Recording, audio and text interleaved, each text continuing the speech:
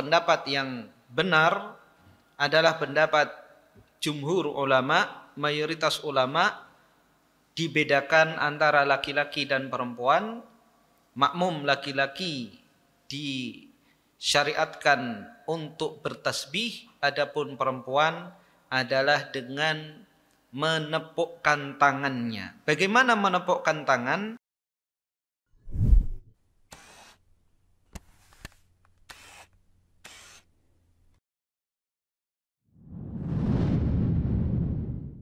Assalamualaikum warahmatullahi wabarakatuh.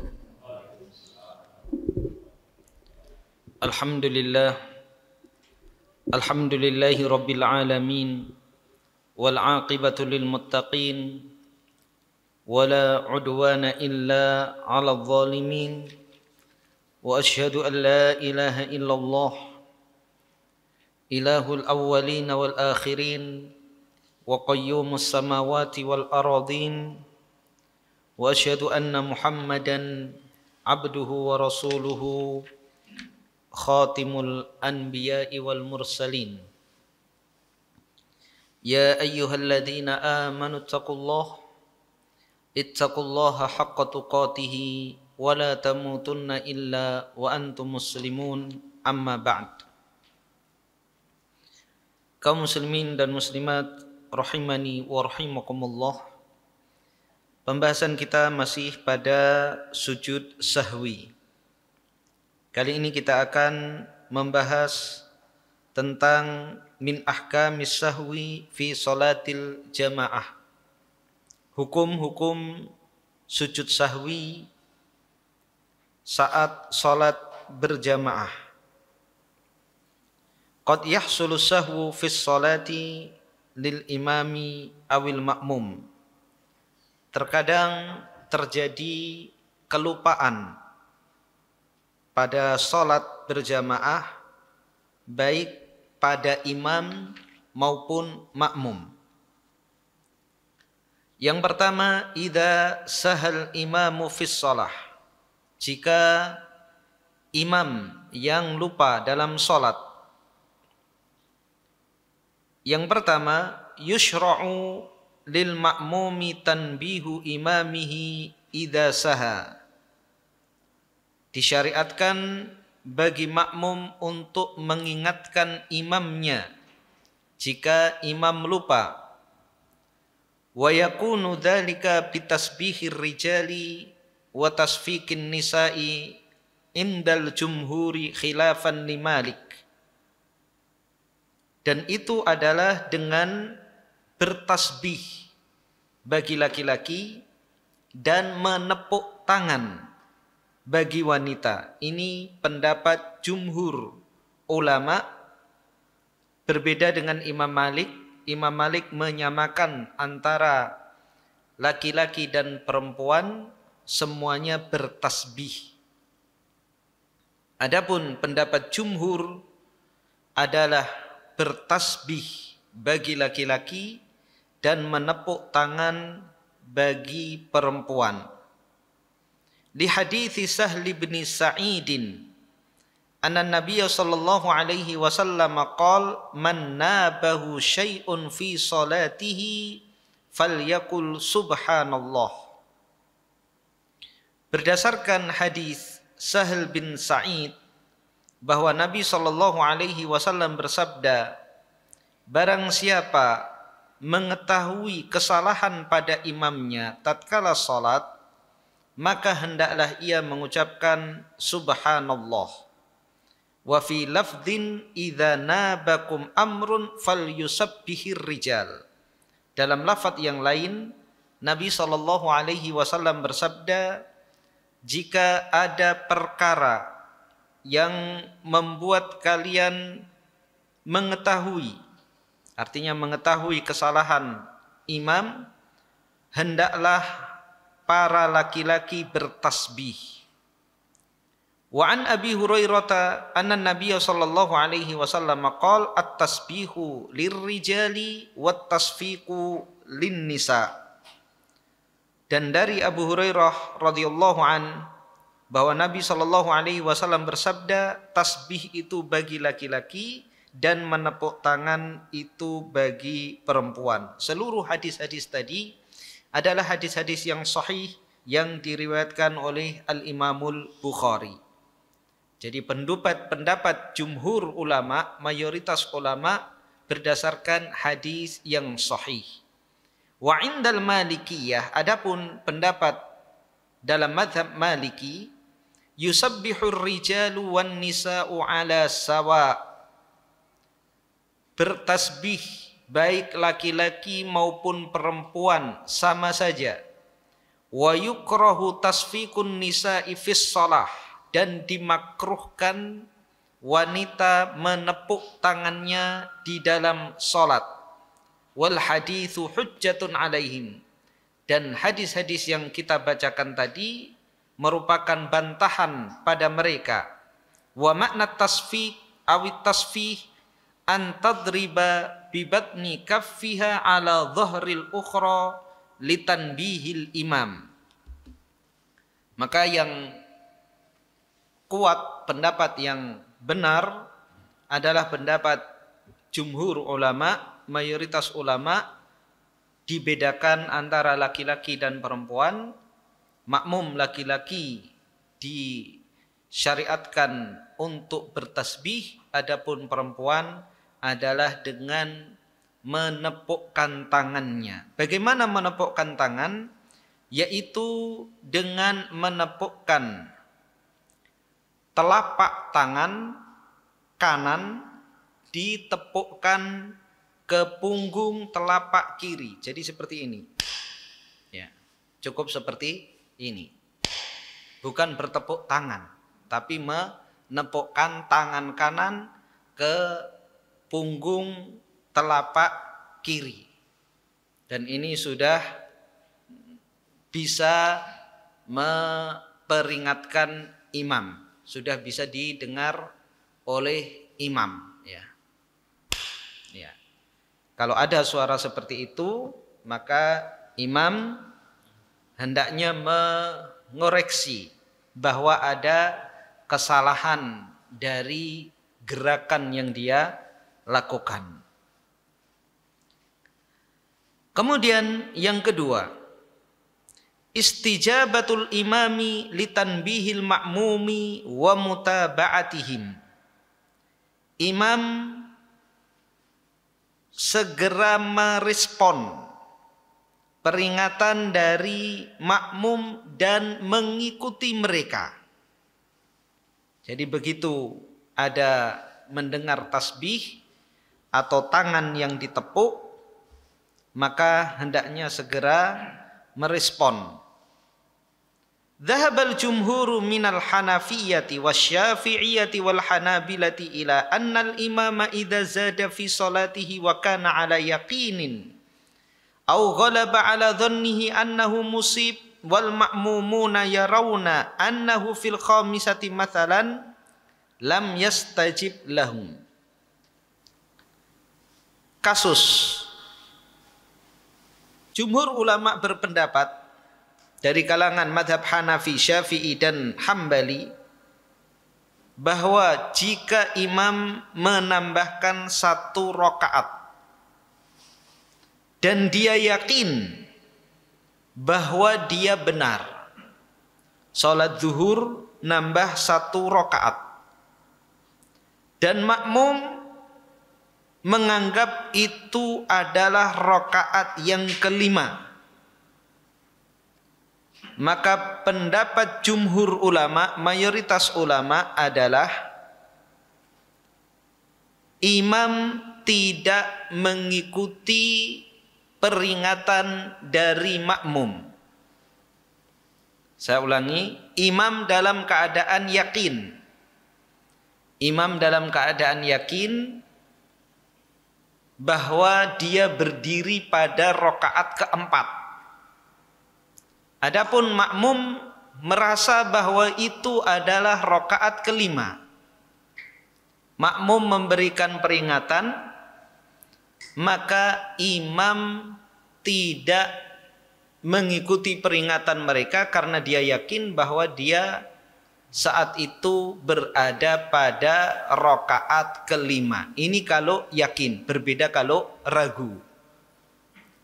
Wa indal malikiyati annahu in kathura adaduhum bihaitsu yufidul ilma ad-daruri fa innal imama yatruku yaqinahu wa yarji'u lahum fima akhbaru. Dan menurut pendapat Maliki, kalau yang memperingatkan jumlahnya banyak, semua masjid, seluruh jamaah, ya, bukan semua masjid, semua jamaah, semuanya mengucapkan subhanallah. Tidak cukup tidak cukup dengan itu, yang di belakang semua wanita juga menepukkan tangannya sampai bergemuruh masjid. Tidak kalah dengan suara amin. Artinya semuanya yakin bahwa imam itu salah. Maka ini adalah pengetahuan yang kuat, ilmu yang kuat. Ketika seseorang merasa dirinya benar, padahal orang lain yang semisal dia tidak ada kepentingannya makmum itu berbohong. Tidak ada kepentingannya makmum berdusta. Dan ini sering kita dapati. Makmum serentak mengucapkan subhanallah. Maka menurut mazhab Maliki, imam membatalkan keyakinannya dan menyerahkan keyakinannya kepada makmum dengan apa yang mereka khabarkan. Dengan apa yang mereka khabarkan. Karena memang tidak ada kepentingan makmum untuk berbohong. Karena kalau berbohong justru akan merugikan makmum. Wa hadza idza kana al-imamu qad ghalaba ala dhannihi aw tayaqqana shawabak fi'lihi fa in kana fi syakkin falyalzamhu al-istijabata lil ma'mumin. Yang demikian ini adalah jika imam merasa yakin atau berprasangka kuat tentang kebenaran perbuatannya. Adapun apabila dia ragu, maka dia harus mengikuti peringatan makmum. Jadi kasus tadi, imam tidak mengikuti peringatan makmum apabila dia benar-benar yakin. Apabila benar-benar yakin bahwa dia yang benar. Namun jika ragu, maka tidak ada perselisihan di antara para ulama bahwa imam harus mengikuti makmum. Li hadithi dzul yadainil mutaqaddim. Ini berdasarkan hadis dzul yadain yang telah lalu kita bahas. Wa bihadza qala al-jumhur fi syak. Demikian juga pendapat jumhur mengenai keraguan imam. Khilafan li Syafi'iyah fa innahum yarawna annahu yabni 'ala al-yaqin wa la yaltafit lil ma'mumin. Ini menyelisihi pendapat dalam mazhab Syafi'i. Mereka berpendapat bahwa imam membangun di atas keyakinan dia dan tidak melihat pendapat makmum. Bagaimana pendapat mazhab Syafi'i? Ketika diingatkan maka tidak langsung mengikuti makmum, tapi dia mencari dulu, ya. Seperti dalam kasus sholat sendiri, fal yataharra as-shawab, hendaknya dia mencari mana yang benar, yang dia yakini. Kita sudah bahas dahulu bagaimana mencari keyakinan tatkala kita sholat sendiri. Maka begitu pula tatkala menjadi imam. Jadi tidak serta-merta mengikuti apa yang diperingatkan oleh makmum. Tapi dia berpikir sejenak, dia pada rakaat keberapa atau apa kesalahan dia. Apakah kurang tasyahud? Kalau belum berdiri tegak, maka dia masih boleh duduk. Kalau sudah tegak, tidak boleh duduk, sebagaimana sudah kita jelaskan pada pertemuan yang lalu. Karena duduk tasyahud adalah hukumnya wajib, sementara berdiri adalah rukun. Qultu, aku katakan, kata Syekh Abu Malik, wa qaulul jumhuri aula lianna syahadatal ma'mumina as-siqat hiya naw'un minat taharri fa in tarajjaha lahu sawabu ikhbaril ma'mumin umila bihi wallahu a'lam. Pendapat jumhur itu lebih utama karena kesaksian para makmum yang terpercaya itu merupakan cara, merupakan macam dari macam-macam mencari kebenaran, sebagaimana yang diperintahkan oleh Nabi Shallallahu Alaihi Wasallam, idza syakka ahadukum fi salatihi falyataharra as-shawab. Jika salah seorang di antara kalian ragu dalam sholatnya, maka hendaklah dia mencari yang benar, yang bisa menghilangkan keraguannya. Dan di antara cara mencari bagaimana yang benar pada dirinya adalah dengan mengikuti peringatan para makmum. Karena jelas mereka tidak ada kepentingan untuk menyesatkan imam, membuat imam keliru. Tidak ada kepentingan mereka untuk membuat imam keliru. Maka makmum hendaknya menjadikan peringatan dari imam, menjadikan peringatan makmum itu sebagai bahan untuk dia mengevaluasi dan mencari kebenaran.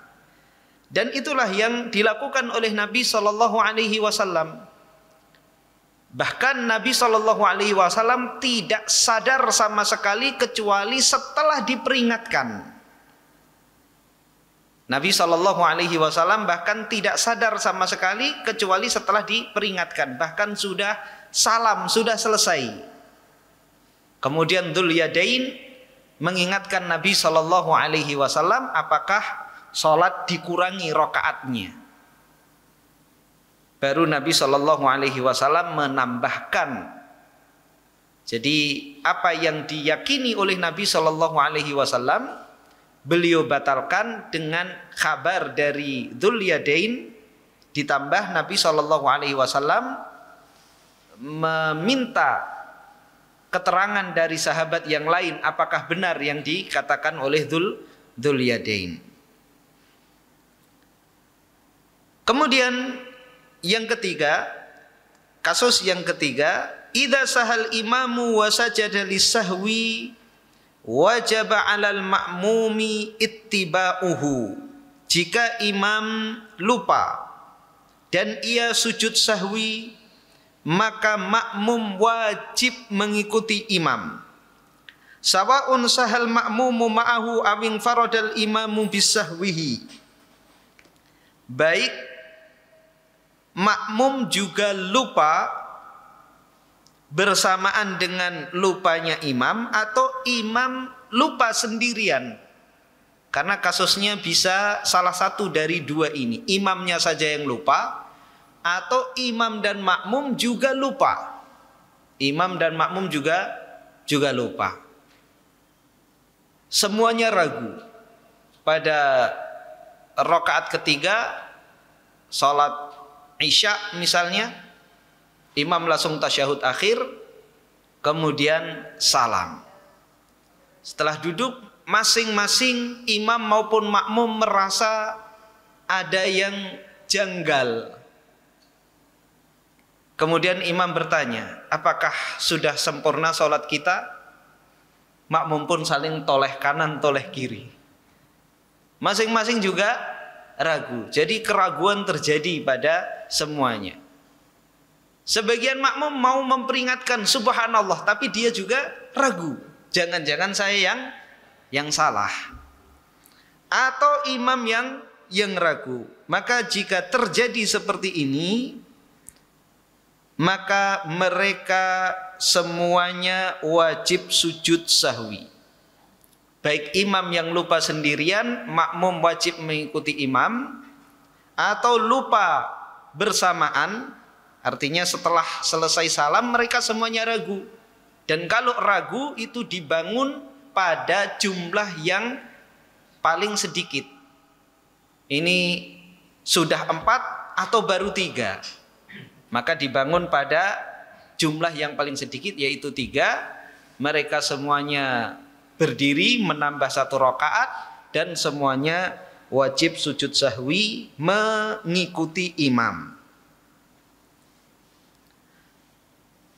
Ajma'a qala Ibnul Mundhir fil Awsat, ajma'a kullun man nahfadhu anhu min ahli al-ilmi ala anna ala al-ma'mumi idza sahal imamu fi salatihi wa sajada an yasjuda ma'ahu. Berkata Ibnul Mundhir di dalam kitab beliau Al-Awsat, para ulama bersepakat,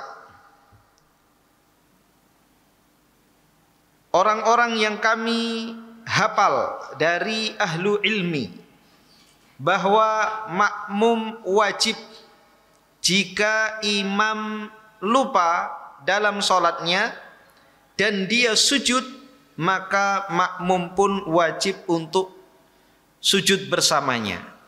Wa hujjatuhum fihi qaulun Nabi sallallahu alaihi wasallam, dan hujjah mereka adalah sabda Nabi sallallahu alaihi wasallam, innama ju'ilal imamu liyutamma bihi, sesungguhnya dijadikan imam itu untuk diikuti.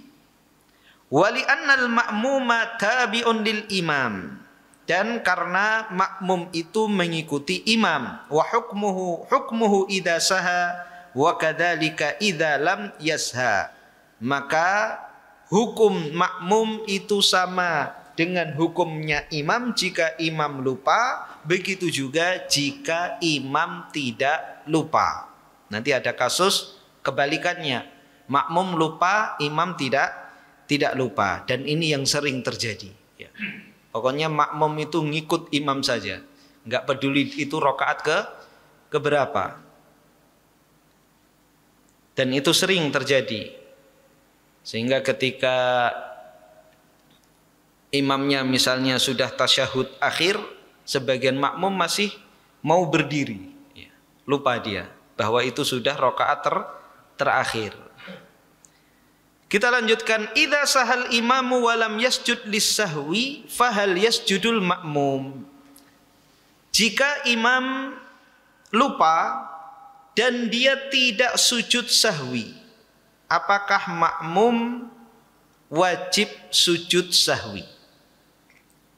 Ikhtalafa ahlul ilmi fi hadha, fadhahaba Atha wal Hasan wan Nakh'i wal Thawri wa Abu Hanifah wa ashabuhu ila annahu illam yasjud lam yasjudu lima fihi min mukhalafatil imam. Para ulama berbeda pendapat dalam masalah ini. Pendapat Atha, Al Hasan, An Nakh'i, Al Thawri, Abu Hanifah dan sahabat-sahabat beliau, yaitu murid-murid beliau, ini ulama-ulama dari kalangan tabi'in, bahwasanya makmum tidak sujud jika imam tidak sujud, karena jika makmum sujud mereka akan menyelisihi imam. Wa dhahaba Ibnu Sirin wa Qatadah wal Auza'i wa Malik wal Laitsi wa Syafi'i wa Abu Thur wa riwayatun an Ahmad. Adapun Ibnu Sirin, Qatadah, Al-Auza'i, Imam Malik, Al-Laitsi, Imam Syafi'i, Abu Thur, dan riwayat dari Imam Ahmad, ila annahum yasjuduna wa illam yasjudil imam. Mereka berpendapat bahwa makmum mereka sujud meskipun imamnya tidak sujud. Qalu, mereka mengatakan sebabnya atau alasannya, dzalika anna hadza syai'un wajaba 'alaihim wa 'alaihi, bahwasanya sujud sahwi itu merupakan kewajiban mereka dan juga kewajiban imam. Fala yazulu anhum bitarkihi ma wajaba 'alaihi, maka kewajiban itu tidak hilang dari mereka dengan imam meninggalkan kewajiban tersebut. Wadzalika annal kulla muaddin faridatan wa ma wajaba 'alaihi, dan itu karena masing-masing menunaikan kewajiban yang ada pada diri masing-masing. Fala yazulu anhu illa biadaihi, dan itu tidak hilang, kewajiban tersebut tidak gugur kecuali masing-masing telah menunaikan kewajibannya. Wallahu alam. Syekh Abu Malik di sini juga tidak memilih dan menguatkan mana di antara dua pendapat tersebut yang kuat. Jika imam lupa kemudian tidak sujud sahwi, apakah makmum sujud sahwi atau tidak? Kasus berikutnya, hal yasjudu lisahwi al-masbuqu ma'al imam, apakah makmum yang masbuk dia sujud sahwi bersama imam? Idza adraka ar-rajulu ba'da salatil imam wa 'alal imami sujudus sahwi falil ulama'i fihi arba'atu aqwal. Jika seorang mendapati sebagian salat imam, artinya dia masbuk, rakaat kedua, ketiga, keempat, wa 'alal imami sujudus sahwi, dan imam ada kewajiban untuk sujud sahwi, apakah makmum juga harus sujud sahwi? Maka para ulama berbeda pendapat. Di situ ada 4 pendapat. Al-awwal, yasjudu ma'al imami thumma yaqumu liyaqdi ma'alaih. Dia sujud bersama imam, kemudian berdiri untuk menunaikan, mengqadha apa yang wajib baginya, yaitu jumlah rakaat yang kurang.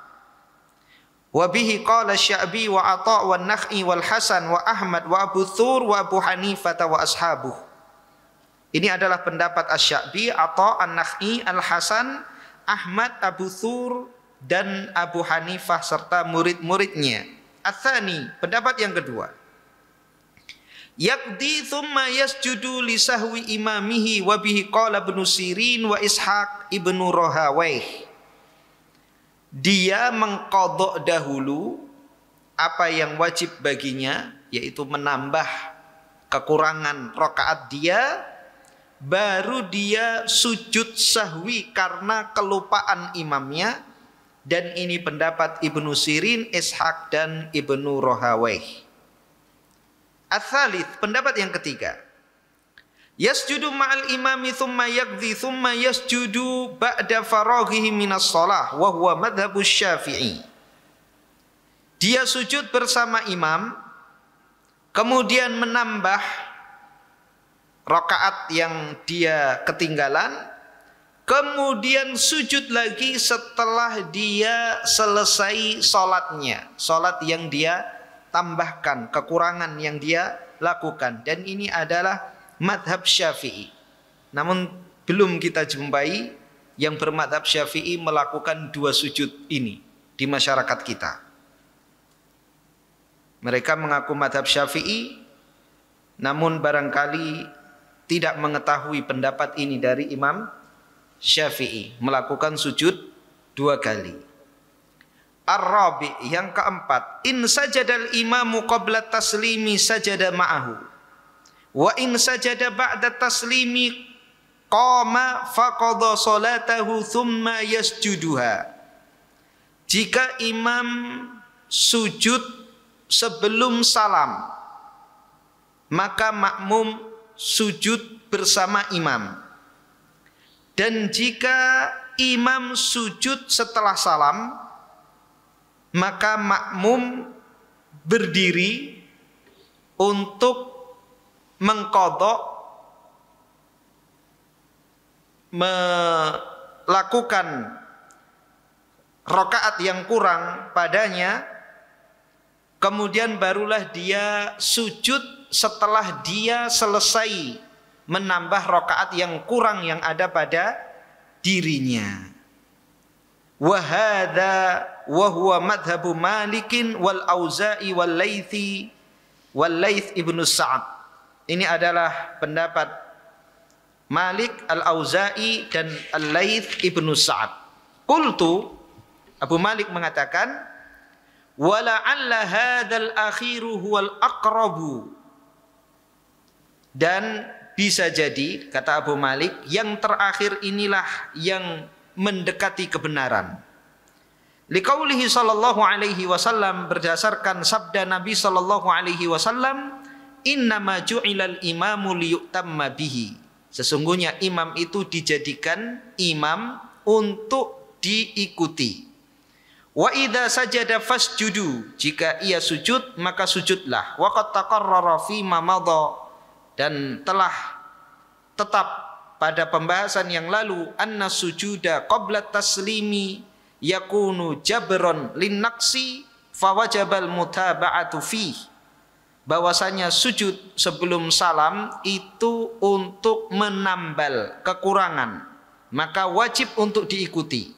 Wa amma ma yasjudu fihi ba'da salam fa innahu targhimun lisyaitan. Adapun sujud setelah salam itu untuk membuat marah syaitan.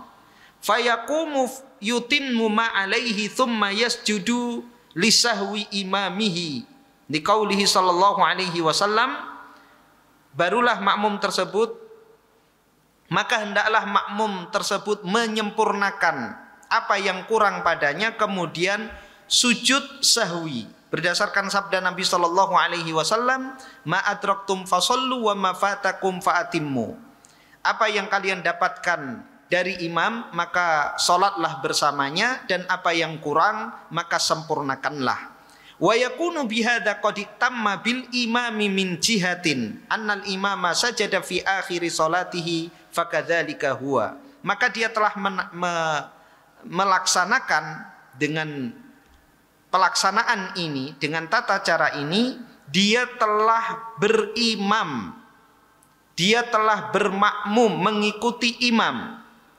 Dari sisi bahwasanya imam sujud di akhir sholat, maka demikian juga dia sujud di akhir sholat. Kita telah bahas pada pertemuan yang lalu dari belasan pendapat ulama tentang letak sujud sahwi, apakah sebelum salam atau setelah salam. Dan kita telah menguatkan berdasarkan pendapat Syekh Abu Malik dan juga Syekh Muhammad bin Shalih Al-Utsaimin, jika imam kurang, baik imam maupun sholat sendiri, jika seorang sholat baik menjadi imam maupun sendiri kurang pada rukun maupun wajib, maka sujudnya sebelum salam, berdasarkan hadis-hadis yang telah kita jelaskan. Adapun jika lebih, maka sujudnya setelah salam. Maka bagaimana makmum? Pendapat yang mendekati kebenaran adalah pendapat yang keempat, yaitu apabila imam sujudnya sebelum salam, maka makmum ikut imam. Jadi dia tidak boleh langsung menambah, tapi dia ikut imam sujud 2 kali. Setelah imamnya salam baru dia menambah. Karena apa? Jika kurang, kata Nabi SAW pada hadis yang telah lalu, bahwa sujud itu untuk menambal kekurangan. Jadi kekurangan yang ada itu ditambal, maka makmum harus mengikuti. Adapun jika lebih, apa fungsi sujud setelah salam? Adalah untuk membuat marah syaitan. Karena yang dilakukan oleh imam itu kelebihan, artinya tidak ada kekurangan. Kalau kurang ditambal dengan melakukan sujud sebelum salam. Kalau lebih, maka dilakukan sesudah salam untuk membuat marah syaitan. Membuat marah syaitan. Artinya syaitan itu ingin membuat kita itu berbuat salah. Tapi Allah Subhanahu wa taala memberikan solusi bagi kita yang berbuat salah, baik salah di dalam sholat maupun salah di luar sholat. Salah di luar sholat yaitu dengan taubat dan istighfar.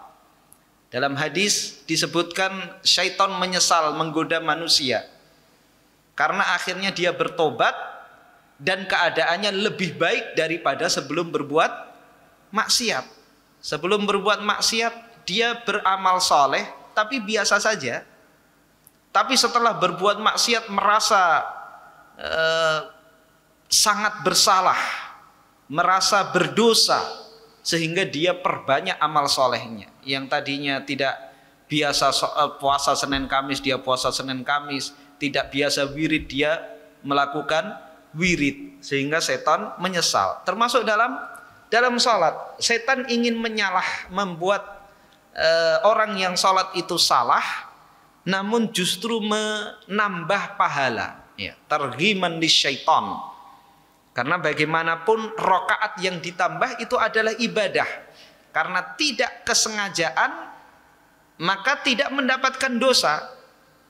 Dan semua bacaan pada rakaat kelima itu diberi pahala oleh Allah Subhanahu wa taala. Berbeda dengan orang melakukannya dengan sengaja, jelas itu membatalkan sholat. Tapi karena tidak sengaja, maka dilakukan setelah salam untuk membuat setan marah. Maka makmum tidak langsung mengikuti sujudnya imam setelah salam, karena itu sudah selesai. Maka dia bangkit menyempurnakan apa yang kurang, 2 atau 1. Kemudian setelah dia salam, dia sujud 2 kali sujud untuk mengikuti imamnya. Karena imamnya tadi dia sujud setelah salam, maka dia pun sujud setelah salam. Jadi dia telah melakukan yang sempurna, sama seperti imam.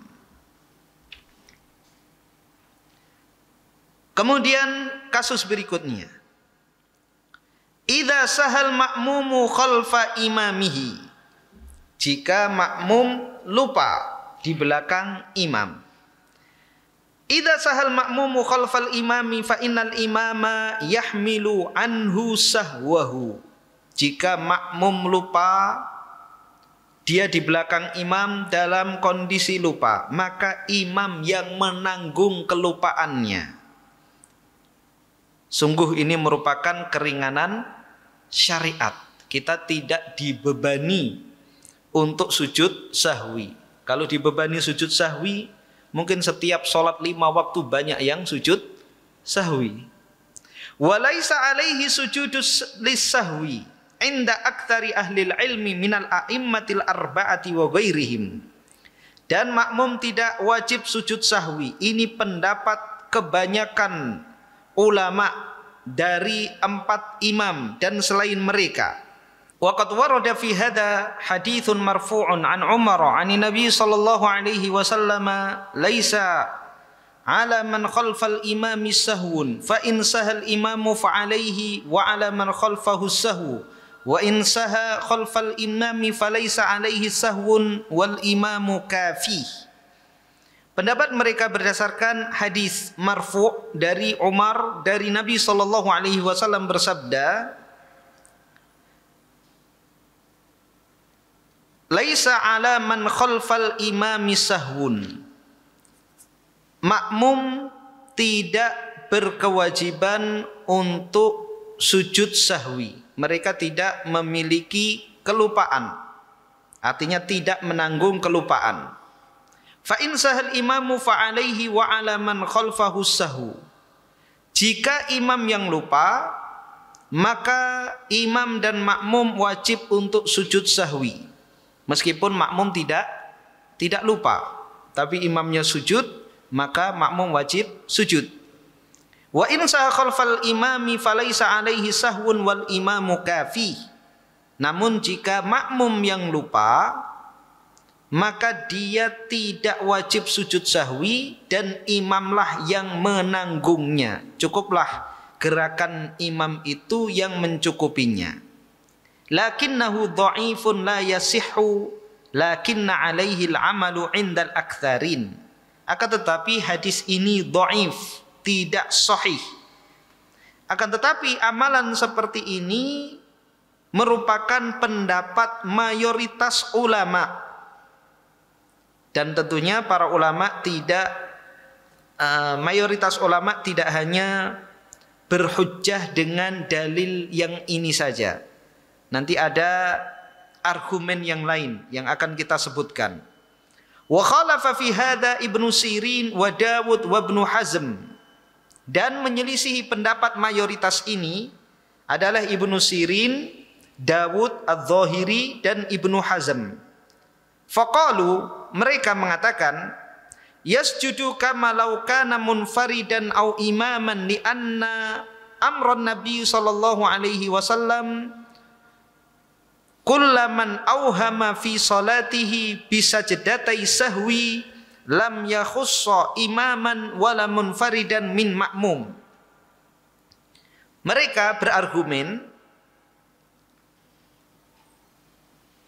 makmum itu sujud, berkewajiban untuk sujud sebagaimana tatkala dia sholat sendiri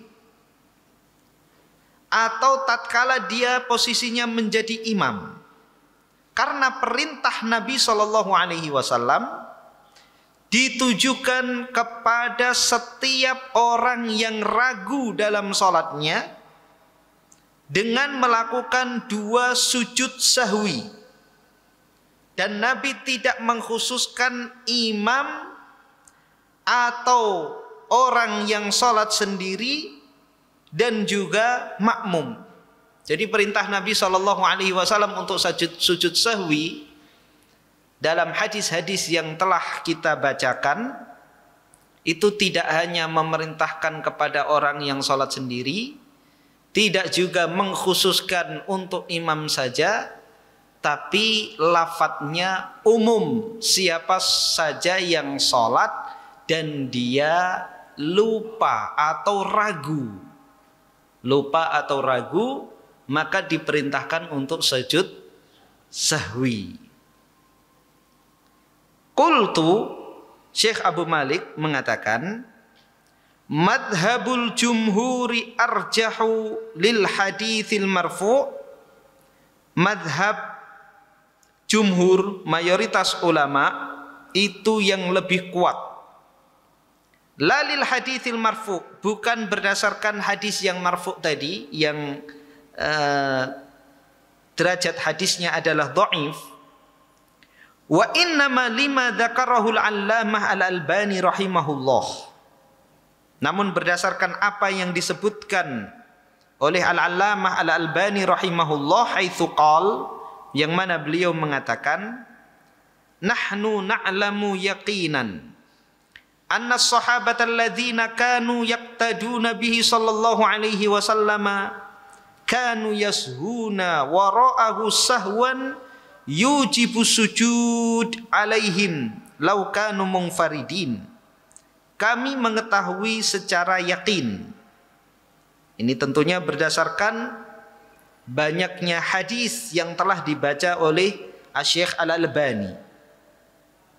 Kami mengetahui secara yakin bahwasanya para sahabat yang bermakmum di belakang Nabi sallallahu alaihi wasallam mereka pernah lupa ketika berada di belakang Nabi Shallallahu Alaihi Wasallam, yang mana kelupaan yang ada pada mereka itu mewajibkan sujud sahwi jika mereka sholat sendiri. Hadzal amru la yumkinu li ahadin inkaruhu. Perkara ini tidak mungkin seseorang mengingkarinya. Artinya semua kita pasti juga yakin ada makmum yang ragu atau lupa di zaman Nabi Shallallahu Alaihi Wasallam ketika bermakmum di belakang Nabi Shallallahu Alaihi Wasallam. Fa idza kana kadzalika falam yunqal anna ahadan minhum sajada ba'da salamihi Shallallahu Alaihi Wasallam. Kalau sudah kita sepakat bahwa pasti ada yang lupa atau ragu ketika sholat di belakang Nabi Shallallahu Alaihi Wasallam, dan tidak pernah ternukilkan, tidak pernah teriwayatkan bahwasanya salah seorang di antara mereka, di antara para makmum yang sholat di belakang Nabi Shallallahu Alaihi Wasallam itu sujud setelah salamnya Nabi Shallallahu Alaihi Wasallam. Walau kana masyru'an la fa'alu, jika sujud setelah salamnya imam itu disyariatkan, maka niscaya pasti mereka telah melakukan. Walau fa'aluhu lanaqalu, jika mereka melakukan pasti itu ternukilkan, teriwayatkan dari mereka. Fa idza lam yunqal dalla ala annahu lam yusyra. Namun kenyataannya tidak teriwayatkan dari mereka, maka ini menunjukkan bahwa sujud sahwi bagi makmum yang ragu atau lupa dalam sholatnya di belakang imam itu tidak disyariatkan. Wa hadza dhahirun insyaallah taala, dan ini jelas insyaallah. Wa qad yu'ayyidu dzalika ma madha min hadithi Muawiyah bin al-Hakam as-Sulami annahu takallama fi sholati khalfahu sallallahu alaihi wasallam jahilan bi tahrimihi thumma lam ya'murhu an-nabiy sallallahu alaihi wasallam bi sujudis sahwi. Dan ini diperkuat dengan hadis yang telah lalu, hadis Muawiyah ibnul Hakam as-Sulami pada bab larangan-larangan salat. Di antara larangan salat adalah berbicara. Namun Al-Hakam, Muawiyah ibnul Hakam as-Sulami berbicara karena tidak tahu hukum. Tidak tahu hukum bahwa sholat itu ada larangan berbicara.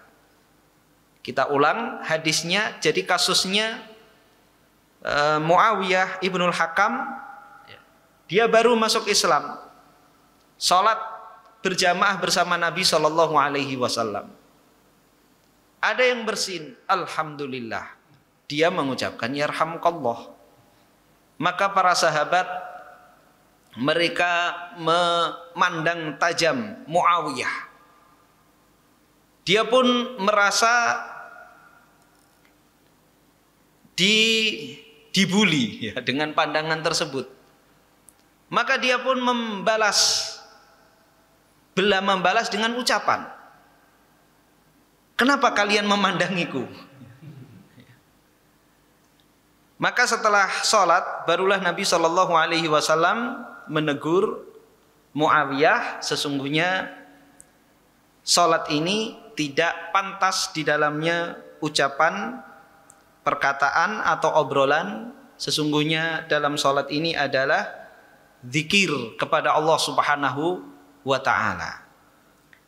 Jadi dia berbicara itu karena tidak mengetahui, ya, tidak mengetahui hukum, dan ini sama dengan orang yang salah dalam rakaat. Dia tidak mengetahui bahwa dia menambah atau mengurangi, karena kalau seorang tahu bahwa dia mengurangi atau menambah wajib atau rukun dalam sholat, pasti batal. Sebagaimana ucapan seorang sengaja ngobrol, tahu hukumnya, kemudian dia ngobrol dengan orang sebelahnya, tadi sudah makan siang belum? Ketika sholat duhur, maka batal. Begitu juga orang yang sengaja nambah rakaat kelima pada sholat zuhur, maka dia batal. Tapi karena sama-sama tidak tahu, orang menambah rakaat kelima karena tidak tahu, sholatnya tidak batal. Orang berbicara karena tidak tahu hukum, maka sholatnya tidak batal. Pada kasus Muawiyah ibnul Hakam, Nabi SAW tidak memerintahkannya untuk sujud sahwi karena posisi dia sebagai makmum. Ya. Kelupaan yang ada pada makmum itu ditanggung oleh imam. Begitu juga yang terjadi pada orang yang menambah sholatnya. Ya. Orang yang makmum dia lupa, ya, ragu, dan apa yang dia kerjakan itu sudah sempurna karena dia mengikuti imamnya. Dia mengikuti imamnya yang sudah benar. Seorang makmum dia tidak tahu saat itu dia berada di rakaat keberapa. Dia mengikuti imam sampai selesai, maka tidak ada kewajiban dia untuk sujud sahwi. Jadi argumen dari Syekh Al-Albani ini memperkuat pendapat mayoritas ulama.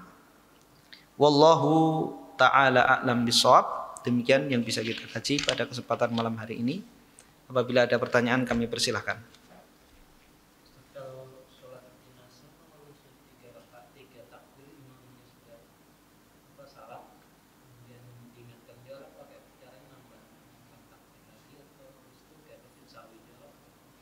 Iya. Ini pernah terjadi juga di Masjid Nabawi.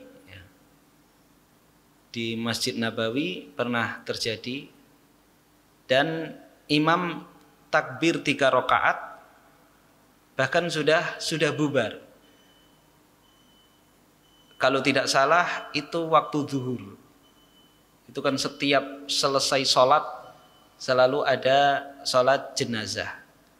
Kemudian setelah sholat asar baru imam menyebutkan kesalahan yang beliau lakukan tadi, dan itu sah, ya. Itu sudah sah, ya. Jumlah takbir dalam sholat jenazah ya nanti akan kita bahas. Bahkan itu tidak terbatas pada 4 saja, boleh takbir sampai 7, memperbanyak doa untuk mayit. Jadi kalau yang kurang dari 4 pun kata Syekh itu sah. Insyaallah nanti lebih lengkap akan kita bahas pada sholat jenazah. Ada yang lain? Tidak ada? Dalam kajian ini kan Ustaz, saya kan sering ikut kajian, tapi saya lemah dan memahaminya tuh Ustaz. Kadang-kadang juga bisa lupa.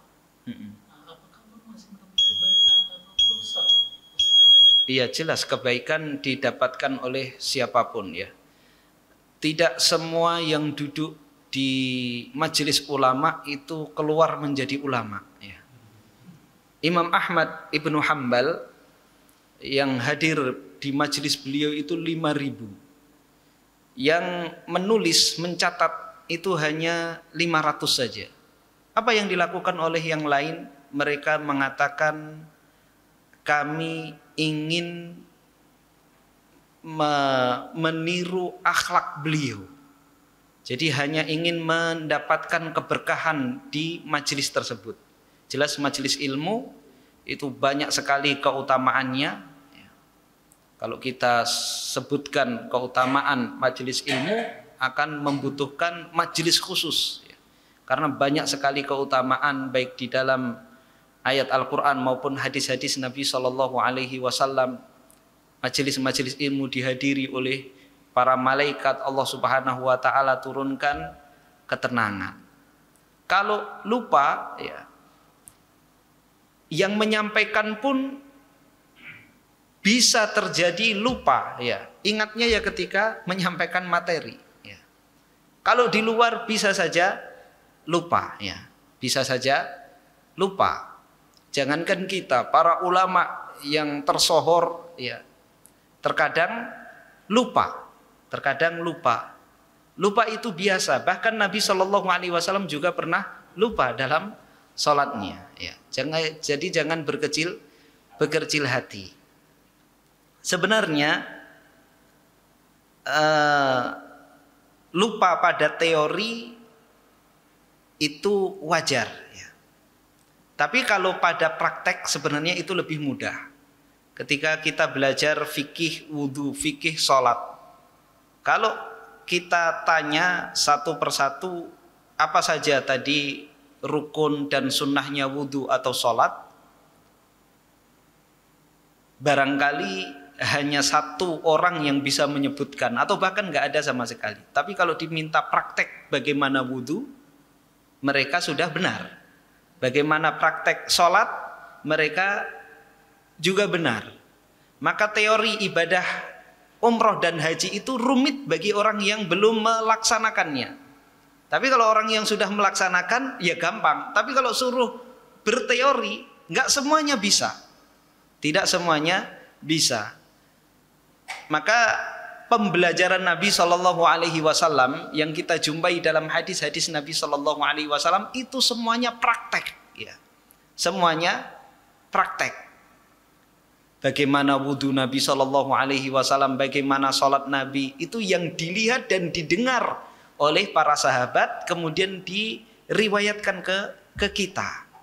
Jadi mudah ditangkap dan dipraktekkan. Karena ilmu Nabi, pengajarannya itu mayoritas itu adalah praktek nyata. Jadi agama ini tidak berat, mudah. Ya. Apa yang dilakukan, yang dipraktekkan itulah yang kita contoh. Namun karena keadaannya berbeda. Dahulu para sahabat mereka hidup bersama Nabi Shallallahu Alaihi Wasallam, melihat langsung apa yang dikerjakan oleh Nabi Shallallahu Alaihi Wasallam. Kalau kita kan tidak hidup bersama ulama terus mendampingi dalam sebagian besar waktu kita. Ustadz datang ke kita sepekan sekali, 2 pekan sekali. Kalau mereka membersamai Nabi Shallallahu Alaihi Wasallam, bagaimana Nabi ke pasar, bagaimana Nabi berkunjung ke tetangga, bagaimana Nabi safar, mereka mengikuti. Jadi tetap perlu ilmu teori. Namun yang lebih mengena dan lebih kuat untuk dihafal dan bisa dicontoh itu adalah ilmu praktek. Yang jelas praktek itu jauh lebih mudah daripada teori. Saya ingat dahulu ketika akhir tahun 90-an, kami siswa itu belajar komputer. Di sekolahan itu komputer itu baru 2 unit. Pengajaran komputer itu lebih banyak teori daripada praktek. Sehingga kita lambat untuk bisa mengoperasikan komputer. Dan setelah jumlah komputer itu banyak, ya, sejumlah murid yang ada, ternyata lebih mudah.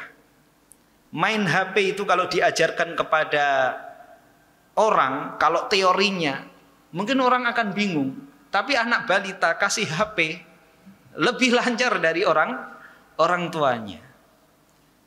Jadi jangan berkecil hati bahwa hadir di majelis ilmu itu pasti mendapatkan pahala jika kita niatkan ikhlas mencari pahala dari Allah Subhanahu wa taala, menghilangkan kebodohan yang ada dalam diri kita. Wallahu taala alam bisawab. Demikian yang bisa kita sampaikan pada kesempatan malam hari ini. Kita tutup dengan doa kafaratul majelis. Subhanakallahumma hamdika asyhadu an la ilaha illa anta astaghfiruka wa atubu ilaik. Assalamualaikum warahmatullahi wabarakatuh. Terima kasih, jazakumullah khairan wa barakallahu fikum. Video ini dibuat atas partisipasi dari donasi Anda. Semoga menjadi amal jariah bagi Anda semuanya.